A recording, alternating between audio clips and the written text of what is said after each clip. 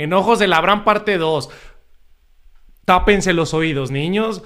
Vienen groserías. Yajas, ponles un pip, por favor. ¡Ay! ¡Ah! ¡La madre, güey! ¡No puedo, cabrón! ¿Por qué no cambias a la escopeta? ¡Un pinche teclado de mierda!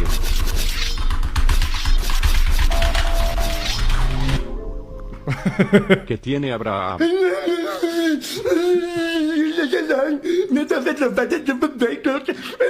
Mira, se está robando un talalero. Le voy a pegar aunque no sea mi pinche base, porque tengo ganas de cagar el pinche palo.